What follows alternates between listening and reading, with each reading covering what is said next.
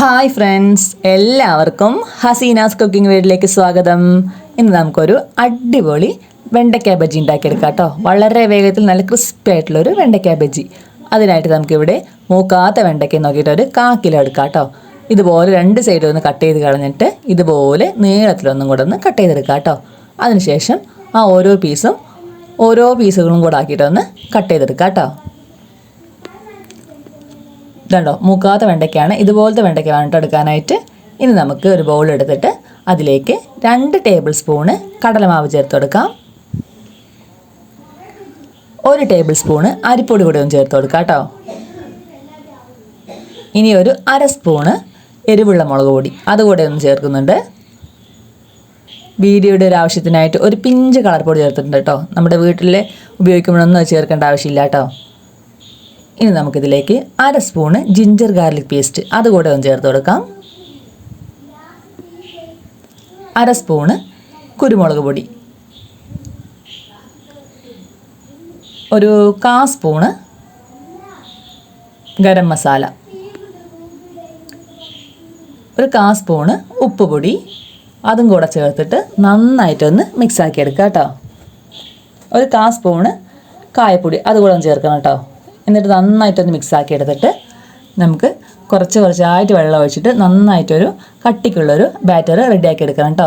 ഒരുപാട് ലൂസായി പോകരുത്. അങ്ങനെയാണെങ്കിൽ നമ്മുടെ ഈ കോട്ടിംഗ് ഒന്നും നമ്മുടെ വെണ്ടയ്ക്കയിൽ പിടിക്കില്ല കേട്ടോ. നല്ലപോലെ ബഞ്ചി ക്രിസ്പി ആയിട്ട് വരില്ല, പൊന്തി വരില്ല കേട്ടോ. ഇതുണ്ടോ, ഈ ഒരു കൺസിസ്റ്റൻസി വേണം നമ്മുടെ മാവിനുണ്ടാവാനായിട്ട് കേട്ടോ. ഇനി ഇത് റെസ്റ്റ് ചെയ്യാൻ വെക്കേണ്ട ആവശ്യമൊന്നുമില്ല. ഓരോരോ വെണ്ടയ്ക്കൻ്റെ പീസ് ഈ ഒരു ബാറ്ററിൽ മുക്കിയിട്ട് നല്ല ചൂടായി കിടക്കുന്ന എണ്ണയിലേക്ക് ഓരോന്നായിട്ട് നമുക്കൊന്ന് ഇട്ട് കൊടുക്കാം കേട്ടോ.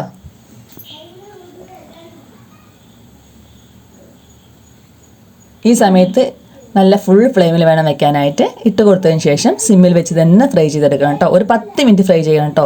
നമ്മുടെ വെണ്ടയ്ക്കൊക്കെ നന്നായിട്ട് കുക്കാകണമെങ്കിൽ ഒരു 10 മിനിറ്റ് എന്തായാലും ആവശ്യമായിട്ടുണ്ട്. സിമ്മിൽ വെച്ച് തന്നെ വേണം ഇത് വേവിച്ചെടുക്കാനായിട്ട് കേട്ടോ. ഇതാണ്ടോ, ഒരു വശം നല്ലപോലെ ഫ്രൈ ആയി വന്നിട്ടുണ്ട്, നന്നായി പൊന്തി വന്നിട്ടുണ്ട് കണ്ടോ. ഇനി നമുക്കിതൊന്ന് പതുക്കെ ഒന്ന് മറിച്ചിട്ട് കൊടുക്കാം കേട്ടോ. ഇതാണ്ടോ, ഇനി ഇതും നല്ലപോലെ ഒന്ന് മറ്റേ വശം ഉണ്ടല്ലോ അതും കൂടെ മുരിഞ്ഞ് വരണം കേട്ടോ. നല്ലപോലെ ക്രിസ്പി ആവണം. ഇനി സിമ്മിൽ വെച്ച് തന്നെ നമുക്ക് നല്ലപോലെ ഇതൊന്ന് ഫ്രൈ ചെയ്തെടുക്കാം കേട്ടോ. നമ്മുടെ വെണ്ടയ്ക്കൊക്കെ നല്ലപോലെ വേഗണേ, അതുകൊണ്ട് ഫുള്ളിലൊന്നും വെക്കരുത്. എടുക്കുന്ന സമയത്ത് ഫുൾ ഫ്ലെയിമിൽ വെച്ചിട്ട് നമുക്ക് നമ്മുടെ വെണ്ടയ്ക്ക ബജി എണ്ണയിൽ നിന്ന് മാറ്റാം കേട്ടോ. നല്ല ക്രിസ്പി ആട്ടോ, നല്ല ടേസ്റ്റ് ആട്ടോ ഈ ഒരു വെണ്ടയ്ക്ക ബജി. വെണ്ടയ്ക്കൊക്കെ കിട്ടുമ്പോൾ നമ്മൾ ഇതുപോലെ ഒന്ന് റെഡിയാക്കി എടുക്കാം കേട്ടോ. സോസിൻ്റെ കൂടെയൊക്കെ നല്ല ടേസ്റ്റ് ആയിരുന്നു കഴിക്കാനായിട്ട് കേട്ടോ. ഇതുപോലെ ട്രൈ ചെയ്ത് നോക്കിയിട്ടില്ലെങ്കിൽ എല്ലാവരും ഒന്ന് ട്രൈ ചെയ്ത് നോക്കാം കേട്ടോ. വളരെ വേഗത്തിൽ നമുക്ക് ഇത് റെഡിയാക്കി എടുക്കാം കേട്ടോ. കണ്ടോ, നല്ല അടിപൊളിയായിട്ടിരിക്കുന്ന ഒരു വെണ്ടയ്ക്ക ബജി. ഇതുപോലെ എല്ലാവരും ഒന്ന് ട്രൈ ചെയ്ത് നോക്കണേ.